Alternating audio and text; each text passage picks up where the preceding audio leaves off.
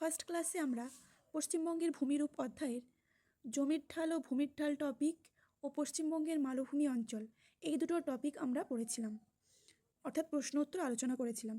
আজকে আমরা রাঢ় অঞ্চল সম্পর্কে জানব। এই টপিকের প্রথম প্রশ্ন অর্থাৎ 21 দাগের প্রশ্নটা কি বলছে, রাঢ় শব্দের অর্থ কী? রাঢ় শব্দের অর্থ পাথুরে জমি। 22 দাগের প্রশ্ন কি বলছে, বিষ্ণুপুর শহরটি কোন জেলায় অবস্থিত?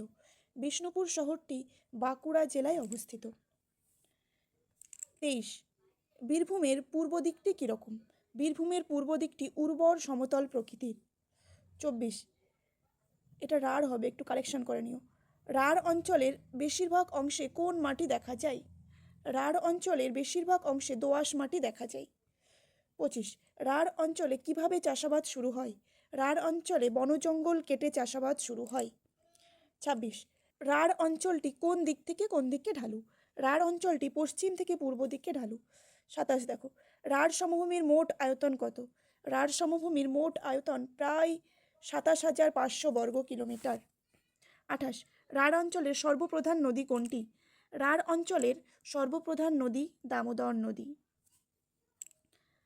29 দাগ দেখো, রাঢ় অঞ্চলের কয়েকটি নদীর নাম লেখো। রাঢ় অঞ্চলের কয়েকটি নদী হল দামোদর, ময়ূরাক্ষী, অজয়, কংসাবতী, দ্বারকেশ্বর, শিলা ইত্যাদি। 30 দাগ দেখো, রাঢ় অঞ্চলের নদীগুলো কোথা থেকে উৎপন্ন হয়েছে?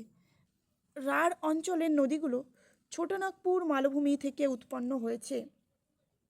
33 দাগ দেখো, দুর্গাপুর কোন জেলায় অবস্থিত? দুর্গাপুর বর্ধমান জেলায় অবস্থিত। 32, বীরভূম জেলায় অবস্থিত দুটি নদীর নাম কি? বীরভূম জেলায় অবস্থিত দুটি নদীর নাম হলো ময়ূরাক্ষী ও অজয়। 33, রাঢ় অঞ্চলে কি কি গাছ দেখা যায়? রাঢ় অঞ্চলে কি কি গাছ দেখা যায়? রাঢ় অঞ্চলে শাল, সেগুন, শিশু, মেহগনি, শিরীষ, আকাশমণি, কদম, বাবলা ইত্যাদি গাছ দেখা যায়। 34, রাঢ় অঞ্চলের প্রধান ফসল কি? রাঢ় অঞ্চলের প্রধান ফসল ধান।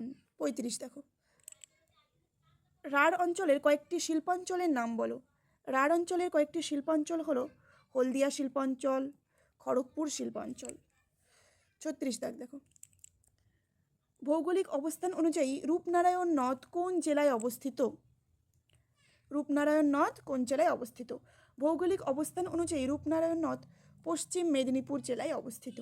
37, হলদিয়া শিল্পাঞ্চল কোন নদীর তীরে অবস্থিত? হলদিয়া শিল্পাঞ্চল হলদি নদীর তীরে অবস্থিত।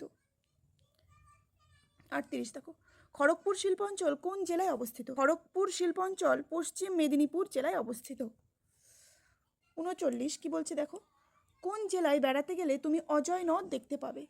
বর্ধমান ও বীরভূম জেলায় বেড়াতে গেলে অজয় নদ দেখা যায়। তাহলে অজয় নদ কোথায় দেখা যায়? বর্ধমান ও বীরভূম জেলায়। 40, পশ্চিমবঙ্গের মালভূমি অঞ্চল বলতে কোন কোন অঞ্চলকে বোঝায়? পশ্চিমবঙ্গের পুরুলিয়া জেলা, বাঁকুড়া, একটা কমা হবে, পশ্চিম মেদিনীপুর, বীরভূম আর বর্ধমানের পশ্চিম দিকটা দিয়ে পশ্চিমবঙ্গের মালভূমি অঞ্চল অবস্থিত। 42, রাঢ় অঞ্চল কাকে বলে?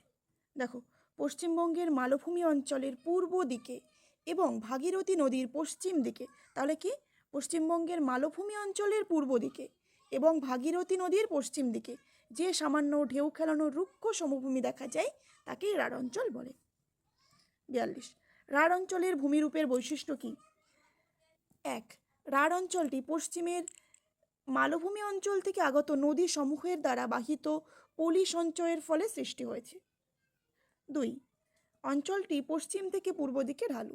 3, সাধারণভাবে অঞ্চলটিকে সমভূমি বলা হলেও এর উত্তর ও পশ্চিম ভাগে কিছু উঁচু নিচু বা তরঙ্গায়িত ভূমি দেখা যায়। 43 দেখো, রাঢ় অঞ্চলের কয়েকটি নদীর নাম লেখো।